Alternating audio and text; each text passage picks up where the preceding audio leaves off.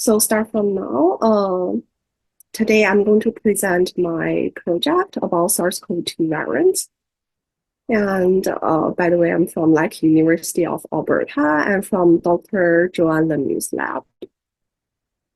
So start with the intro. Coronavirus are positive sense single-stranded RNA virus that can infect both animals and humans, resulting in a wide range of disease. And commonly, it can cause human can cause upper respiratory tract illness, such as the common cold, which is less people know about this. And these four strains of human coronavirus, 229E, HKU1, NL63, and OC43, they actually can cause 30% of the common cold in humans. And here are the several waves caused by this H-cov, resulting in common cold in the US. However, recently, novel coronavirus emerged and has posed threats to public health, such as the 2003 SARS-CoV outbreak, and then the following MERS-CoV outbreak, and the most well-known, the currently COVID-19 pandemic caused by SARS-CoV-2. And we start our work 2 years ago, which is about 2021. At that time, we found SARS-CoV-2, like other RNA virus, it continuously evolves and results in different variants. And importantly, we found single point mutations were also observed in the SARS-CoV-2 NSP5 gene. And this gene encodes for the viral protease called immune protease or AMPRO. So given by its name immune protease, we can tell it actually serves a really important function in the virus. So upon the entries of SARS-CoV-2 into the cell, it releases its GMOs and then get translated by human ribosomes into two polyproteins, PP1A and PP1AB, that are processed by PLpro and MPro. Especially MPro cleave this polyprotein at 11 conserved sites, and together release 16 non-structural protein with PLpro. And then they are required to assemble this replication and transcription complex. And in addition to these viral substrates, AMPRO can also interact and cleave host cell proteins such as lactate or GAL8. So in 2021, Dr. Chris Overall group from UBC, they revealed that the GAL8, which is a key immune regulator during the virus,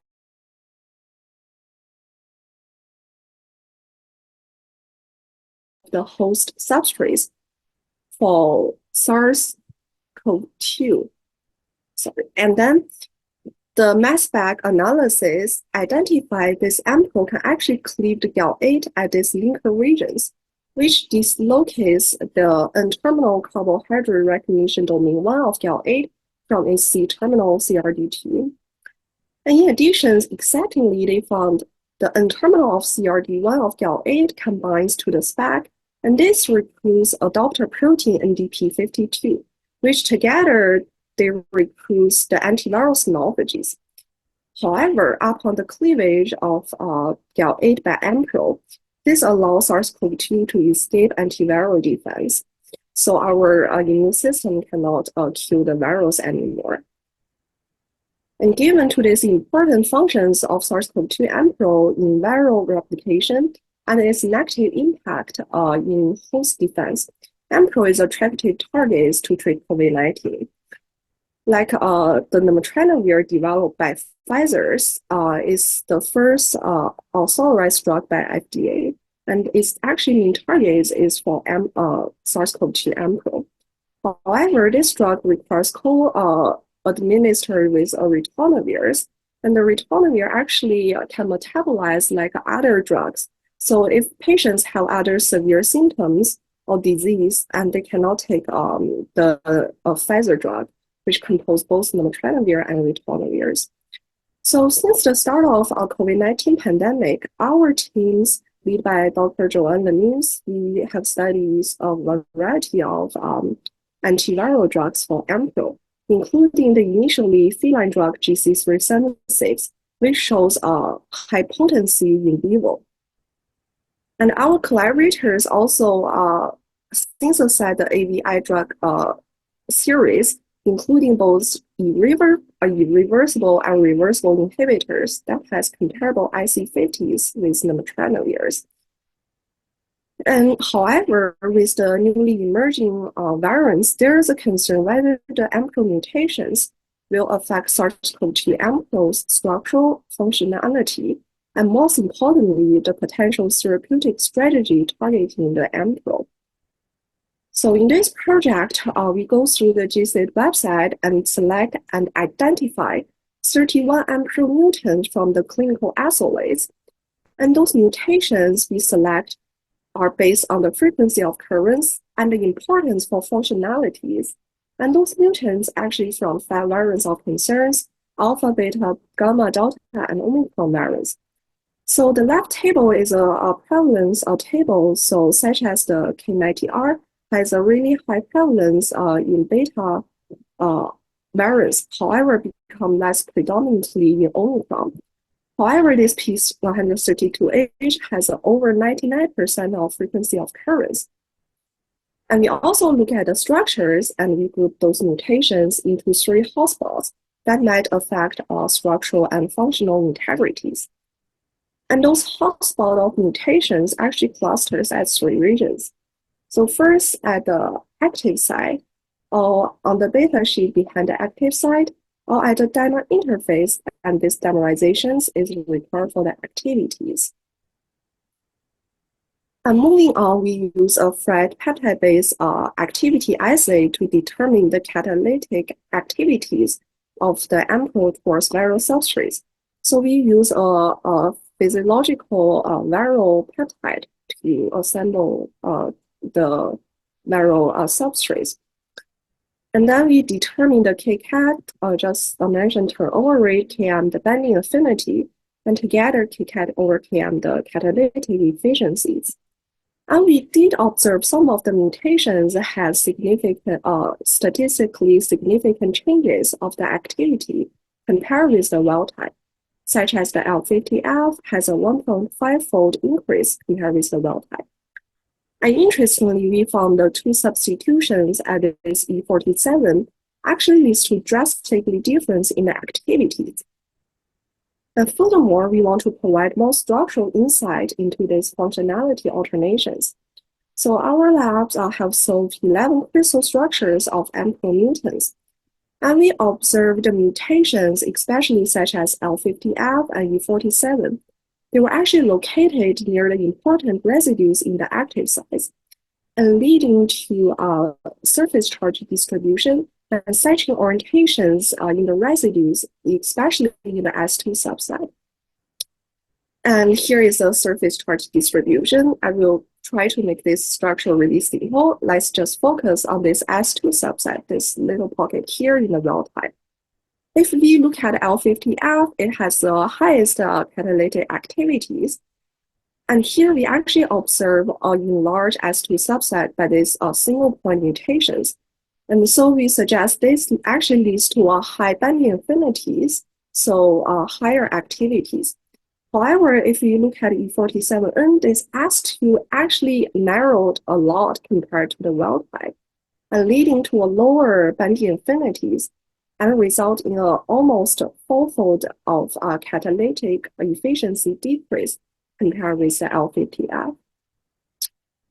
And this AMPRO, as I mentioned, is an attractive drug target. It plays an important role in viral infections. Not only its role in viral replication due to the cleavage of this viral substrate, but also it can interact with whole cell proteins, such as this immunomodulatory protein cell-8. So start here, we perform a time-course cleavage assay of the host cell proteins, cell-8, and cleave the AMPRO. So this is the full-length cell-8, and this is the AMPRO. And we can see during the initial first hours, we actually observe 4 cleavage products formed. And with this 1 and this 2 higher molecular weights products being intermediate, and further cleave into these 2 final products after 24 hours. And so we actually observe more than 1 cleavage size because there are more than 2 products. So we run a mass spec analysis, actually identified 3 cleavage sites instead of 1 cleavage site at the neutral regions from the previous publications. And then we are more interested in whether the mutations will affect the host substrate cleavage.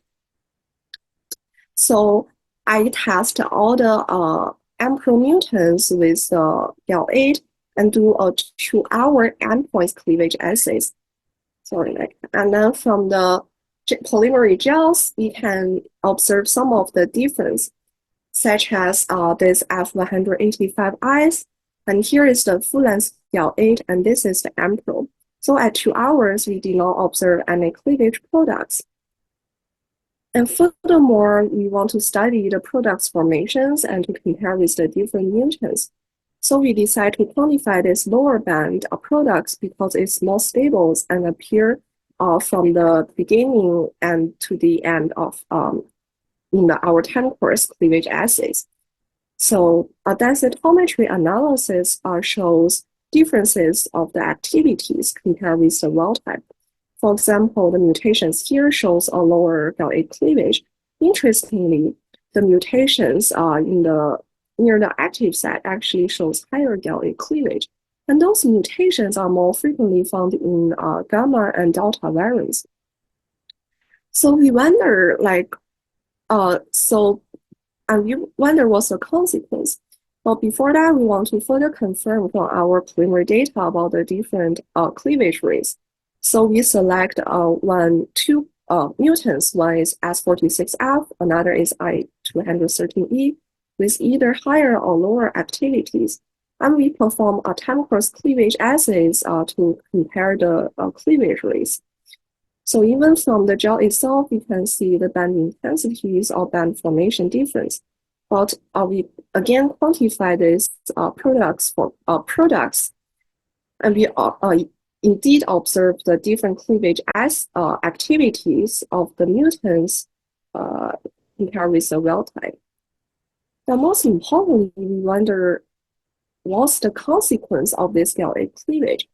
Because GAL8 is an immunomodulatory protein, and one of its role is to induce cytokine productions and secretions upon the viral infections. So basically, the GAL8 taught our immune system to fight against the virus. So we wonder if the cleaved GAL8 will have similar effects that will lead to different consequences of GAL8 cleavage by these different variants. So in order to test the cytokine production and secretions, we incubate the cleaved and full-length GAL8 with the human peripheral blood mononuclear cells. And after 24 hours, we observe both the full-length and cleaved GAL8 can significantly induce TNF-alpha and IL-6 cytokine secretions. However, interestingly, we found this cleaved GAL8 has a less stimulatory effects. And because these blood cells include lots of immune cells, so we want to identify what's the GAL8 target cells. Then we run the samples through flow cytometry, and we found that actually GAL8 target monocytes and B cells. So in B cells, and we found the both full-length and cleaved GAL8 can induce TNF-alpha and IL-6 expressing cells proportions among all the cells, and also the intensity of cytokines actually increase. With this, cleaved GAL8 has a less immunomodulatory effects, and similar results can observe in B cells. So together, our data suggests this GAL8 cleavage might lead to the host immune response alternations as a result of the impaired cytokine productions. Because, as I mentioned earlier, we found the variants associated with more, the mutants associated with more GAL8 cleavage, they're actually more frequently observed in gamma and delta variants, which are more higher virulent variants. So this might explain why the hosts have different response upon the infection of different variants. And lastly, we want to determine if the mutations can actually detect Lastly, we want to determine if the mutations will affect the current drug potency. So we test IC50 of our inhibitor, AVI inhibitors, and the Pfizer drug, nematranavirs. And both inhibitors remain extremely potent against all the mutants with IC50 at nanomolar rate, suggesting AMPRO is an excellent drug target to treat COVID-19. So in conclusions, we test 31 mutations and found activities or differences for both virals and host substrates. And the host substrate GAL-A's cleavage actually reduced the cytokines productions. And those mutations do not affect the drug potencies. And we actually published our paper last year, and here is the like a cover that shows the heart shape of AMPRO. And our work is not stopped here because we found our inhibitor and also Pfizer have a quite high drug potency against all the mutants. So we want to further test if these inhibitors can also inhibit other coronavirus, such as human coronavirus, to serve like a pan inhibitors. And also currently I'm testing the GAL-A cleavage by common code H code AMPRO, and to investigate the cytokine productions and physiological effects in vivo studies. And now I found this actually has a huge difference of GAL-A cleavage in human coronavirus and SARS-CoV, that human coronavirus cleave the GAL-A like significantly less. So this brings to my acknowledgement, thanks to my PI, Dr. Joanne Lemieux, and all my members. And this is a huge project. Thanks for all the collaborators for the work and also the funding agency. And I'm happy to take any questions. Thank you. Thank you so much, Amelia. That was a really cool talk. Yeah, so we're just going to open up the floor now for any questions. Feel free to raise your hand and I can unmute you, or drop your questions for Amelia in the chat. While we wait, why don't I get us started off here? So this MPRO protease, does it exist only in the SARS-CoV family, or is it in other viral clades too? It's a good question. It's like coronavirus, but also it's like AMPRO also have another name. It's called 3CL-Pro. It's like a chymotrypsin-like protease, and this kind of protease actually exists like in other virals such as HIV, HCVs. So they are like similar. Yeah, it would be really great to maybe align some of these structures in different species and see if any of your residues are conserved, and maybe some of your findings here can translate in other settings. Yeah, yeah, Chris Jackson, we are actually doing that for some other proteases, like our postdoc are doing it in other virals. Yeah. Awesome. All right, super cool. And I am not seeing any other questions. So, alrighty. So next up, I'd like to welcome our next speaker, Dr. Michael Charette from Brandon University. And he'll be discussing just what we need. The dead box-like UTP25 protein is a pseudoenzyme, a new family of zombie enzymes. And Dr. Charette, feel free to share your screen.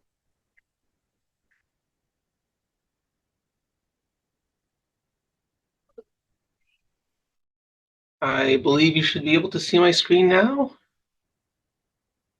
Yes, okay. Yep. So thank you very much for that very nice introduction. I decided that I wasn't going to simply recycle the talk that I gave at the Canadian Society for Molecular Biosciences meeting last week in Winnipeg and talk about something different, which we put out about a year or two ago.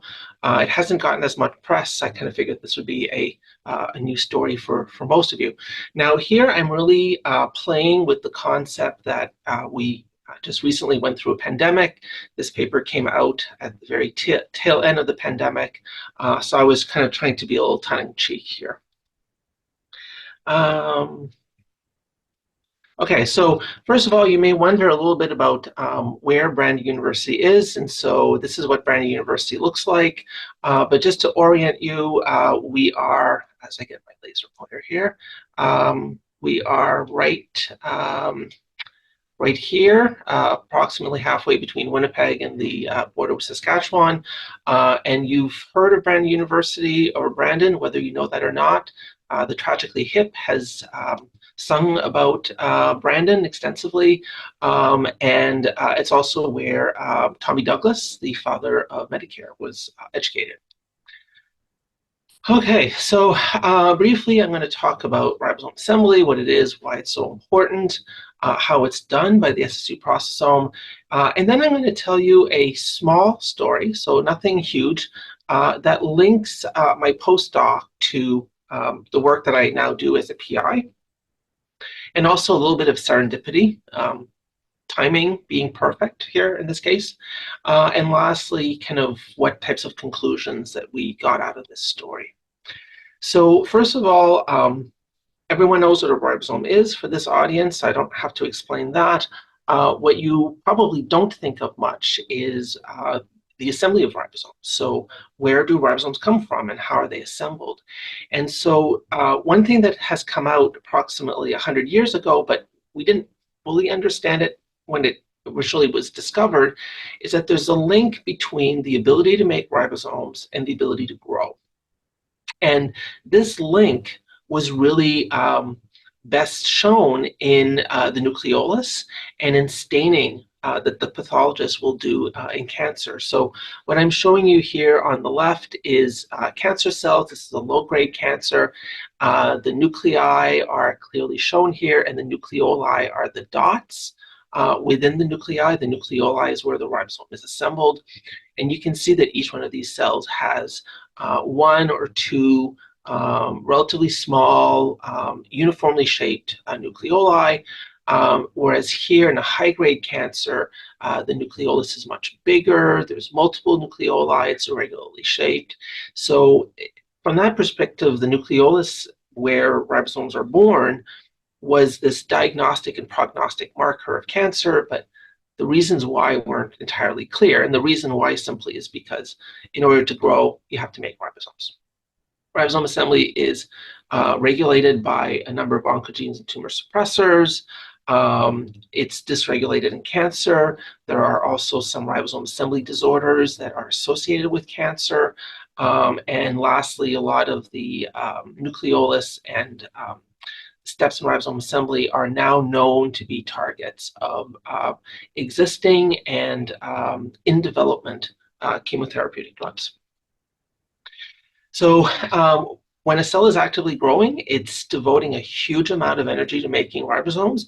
I work in yeast, so that's kind of my reference, but a single actively growing yeast cell is going to be producing somewhere along the lines of 2,000 new ribosomes per cell per minute. Now, if you're in human cells, like HeLa cells, then that number doubles to about 4,000 new ribosomes per minute. Now, in terms of assembly, 4,000 is a significant number to assemble in a minute. However, when you think of what goes into making a ribosome, right? So this now means that the cell has to translate somewhere along the lines of 300,000 ribosomal proteins per minute and import those into the nucleus and nucleolus for ribosome assembly. The metabolic expense of this is very, very high. We don't, again, think about this, but the metabolic expense of translation is really, really high. Ribosome assembly needs a significant number of proteins. So this is overall a very, very expensive process to undertake. Just to orient you here in terms of like where we're talking about and connect dots, this is a classic from cell biology textbooks. This is what's called a Miller spread Christmas tree. And what you're seeing here is that the trunk of the tree, this line here in the middle, is the ribosomal DNA gene. This is a single ribosomal DNA gene. All of these branches are the nascent pre-ribosomal RNA that is being made. And then there's these balls at the end of the branches. And this is what makes this a Christmas tree instead of a simple pine tree. And the identity of these balls was mysterious for a very, very long time. And it was my postdoc supervisor, Susan Basurga at Yale, who was the one to finally be able to purify these terminal knobs, as they're called, and identified the components, the protein components, and basically discovered a brand new ribosome assembly complex that she called the SSU processome. So the SSU processome looks a little bit like this. This is a cryo-EM structure of the yeast SSU processome. It has approximately 75 proteins in it. You can see that they're all pretty much on the outside of this large complex. And on the inside, shown here in gray, is the, in this particular case, the ribosomal RNA of the small subunit. Now, a few things here. Most of this work was done by François Dragon, who's now at the University of Quebec in Montreal, while he was a postdoc, prior to me being a postdoc with Susan Basurga. And all of these assembly factors are not part of the mature ribosome. So the way that I think of this is the SSU processome is a little bit like the scaffolding that goes up around a skyscraper as it is being built. Once the skyscraper is built, that scaffolding comes down. So same thing with the SSU processome.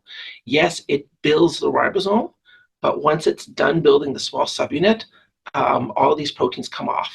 So these are not ribosomal proteins, and they're not proteins that are part of the mature SSU processome. That's the mature small subunit itself.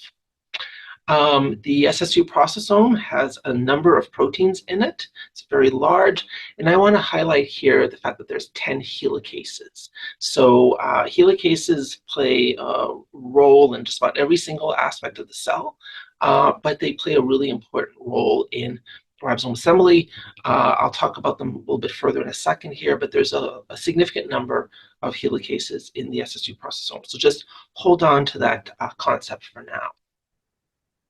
This is the overall scheme of ribosome assembly, just to kind of put everything into context. So this is our cartoon version of the willow spread Christmas trees that I started off with.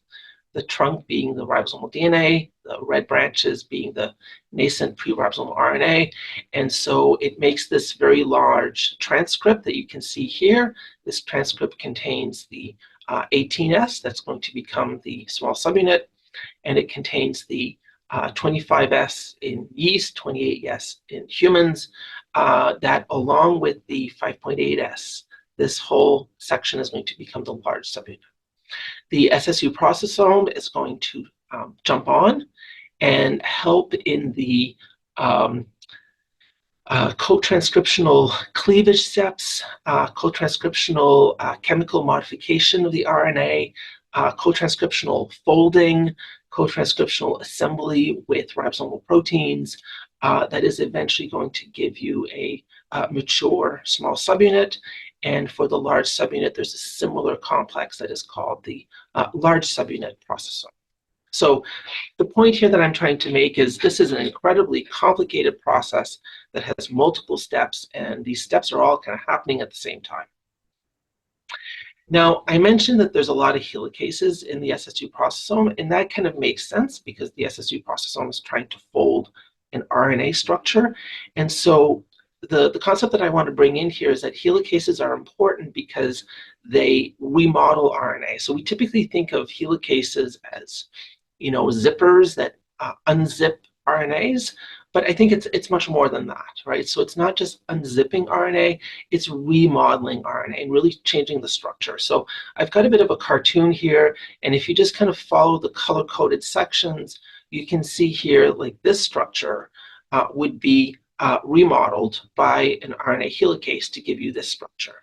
And ultimately what you can see is regions that were base paired and regions that were not base paired are now base paired, or in this particular instance, no longer base pair. So we're talking about much more complicated than just zipping or unzipping RNA.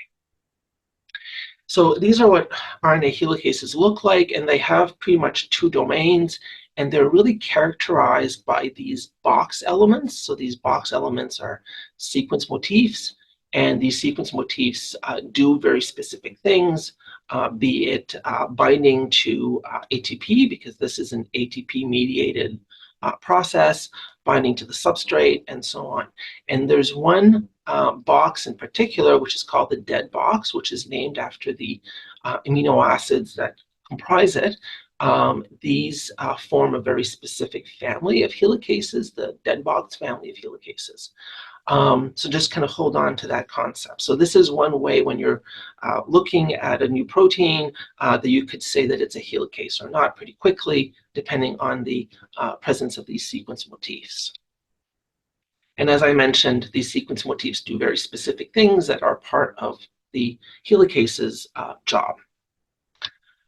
So during my postdoc, one of the questions that we had was, do we have a full inventory of all of the proteins that are part of the SSU processome? And if we don't have a full inventory, are we missing any of the proteins? And so the answer that we came up with fairly quickly is our inventory of SSU processome proteins is not complete. At the time it was not complete. I would say that we're still probably some 15 years later still missing a few proteins. And so my first task was really to go on a fishing expedition for proteins that could have been missed in the original purification and mass spec analysis that really identified the SSU processome. So by doing database searches as a postdoc, I discovered this particular protein, and we called it UTP25. So it doesn't matter where the name really comes from, but it was the 25th protein that had not been named already. Now, this protein was originally discovered in yeast, in zebrafish, pardon me, and it was named in zebrafish as digestive organ expansion factor, or DEF for short. The original discovery had no idea what this protein really did. But what was interesting is that in a zebrafish knockout, so this is a wild-type zebrafish. This is a mutant zebrafish. This is not my work. This is kind of the published work that originally discovered the protein. You'll see that the yolk sac is not absorbed. The liver, so this is the wild-type liver. You can see here that it's much smaller. There's a swim bladder. So this is the swim bladder. It's pretty much non-existent here. The intestine is kind of throughout this. It's not really present here. So this was a case where the internal organs were not expanded, so they hadn't kind of fully grown when there was this knockout of UTP25.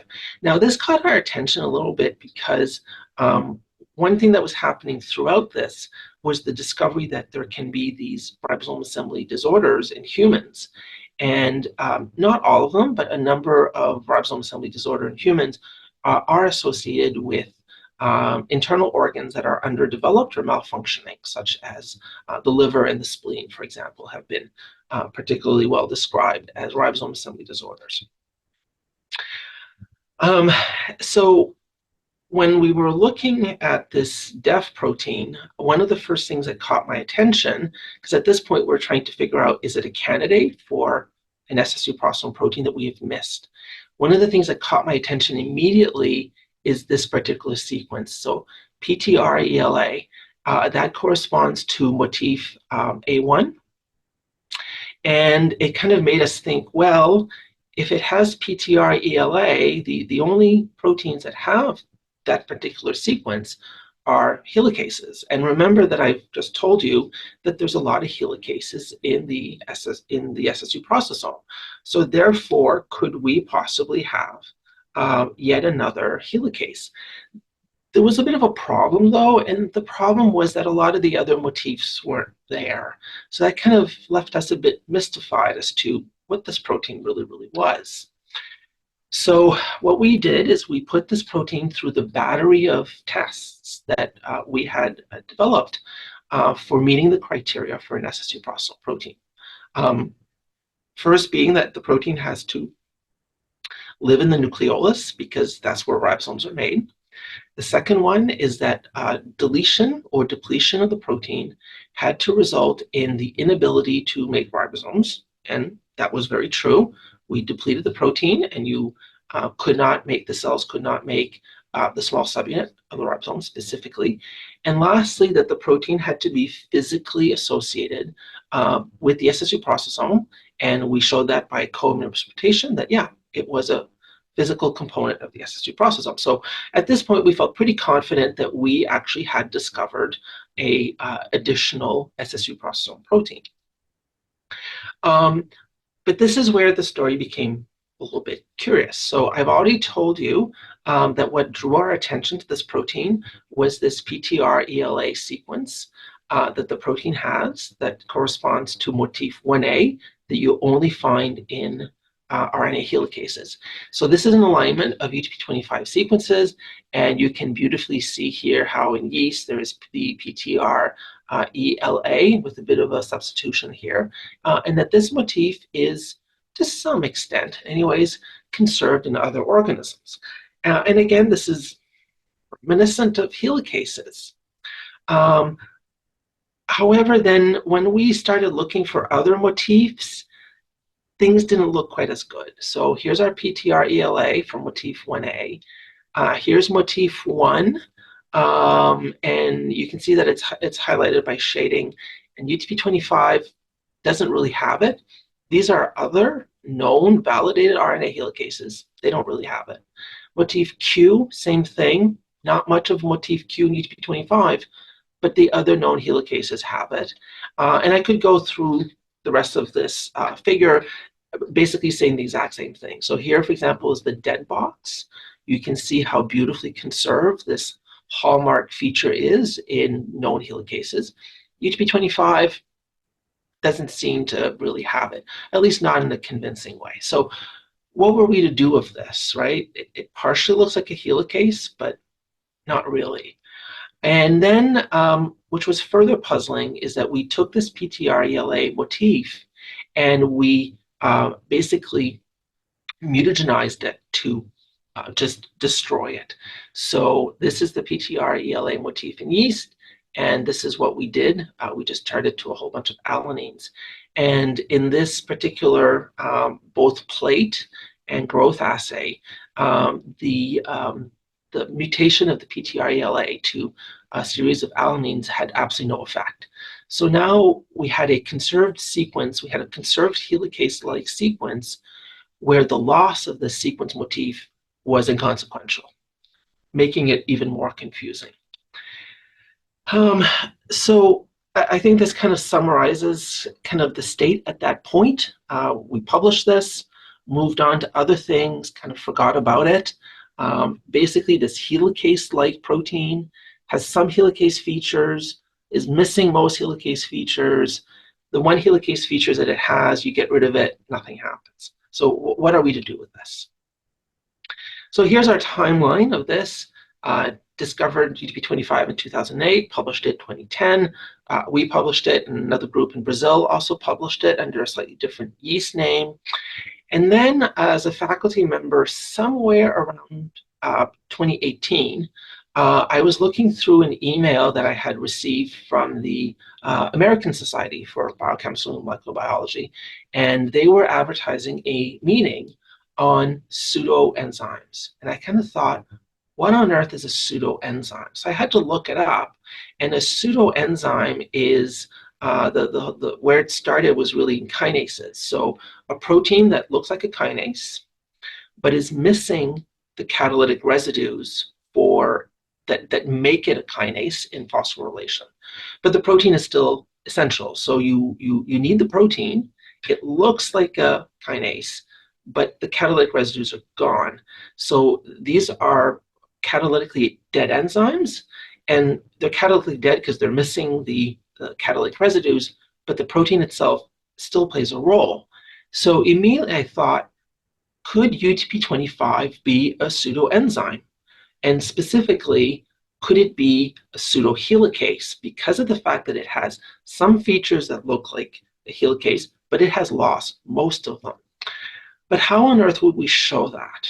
And I kind of thought, well, maybe, three-dimensional structures, but we don't have three-dimensional structures for UTP25. So it's a bit of a dead end. I can't really do anything with this. And then, of course, in 2021, AlphaFold comes out. And then it occurs to me that now I have the tool to actually see, could UTP25 be a pseudoenzyme, a pseudohelicase? And my prediction would be that UTP25 in 3 dimensions looks like the same structure that other helicases have. And the long and short of the story is that it does. So this is what UTP-25 looks like as predicted by AlphaFold. Here, this is the work that Rafe Helwer did. So Rafe was a research associate in my lab for approximately a year in between undergrad and his master's. So he's now finishing up his master's degree in virology in the Department of Microbiology at U of M. And so the comparison here was, if UTP-25 is in fact a helicase, or was, UTP-25 should look like the known helicases. So does it? And it does. So the first thing that we did is we took the structure of UTP-25 from AlphaFold and we put it in a DALI search, which is essentially a version of BLAST, so to say, but for three-dimensional structures. And the top hit for UTP-25 was the granddaddy of all helicases, which is EIF4A. EIF4A is associated with the ribosome in translation as one of the translation factors.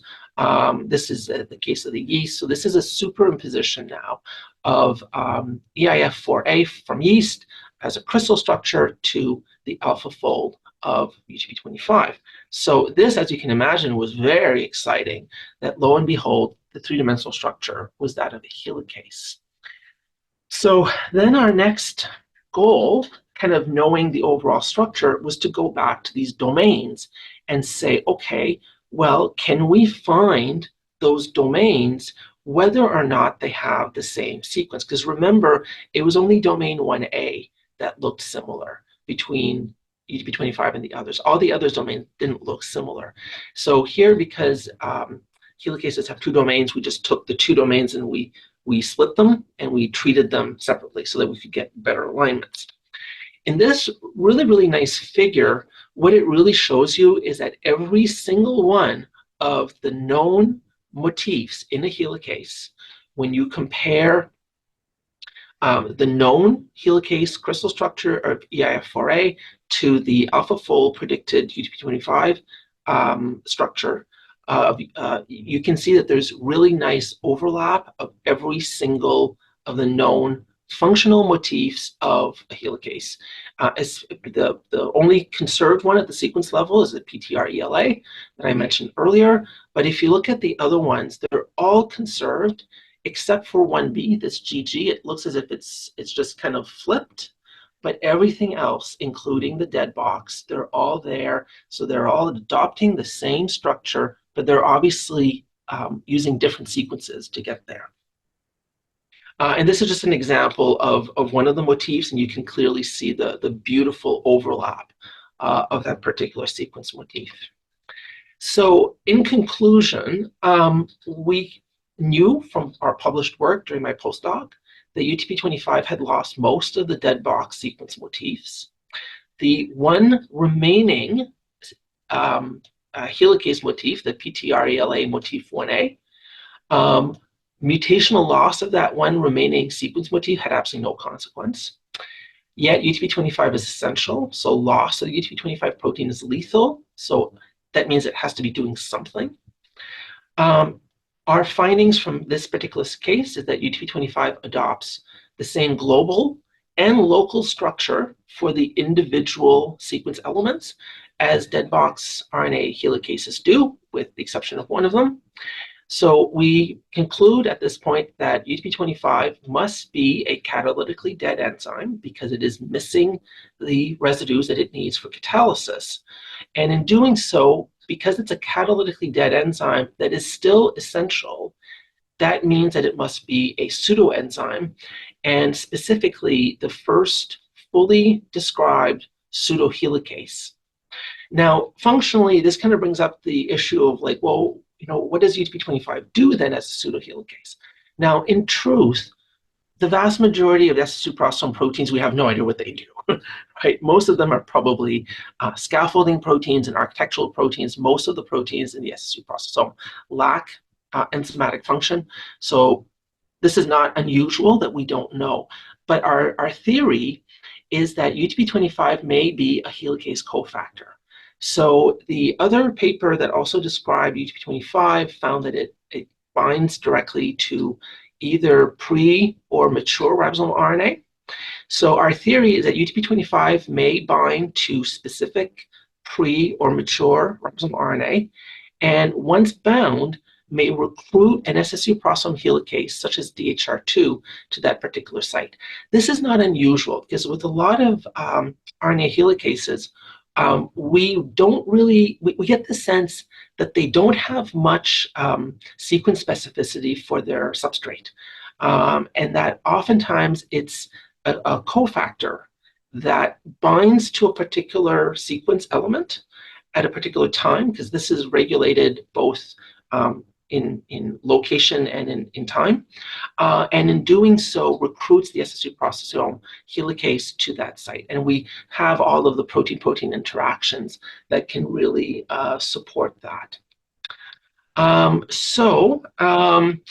The kind of last thing that I want to bring up, this is obviously a very small paper, and so we published it in this particular journal.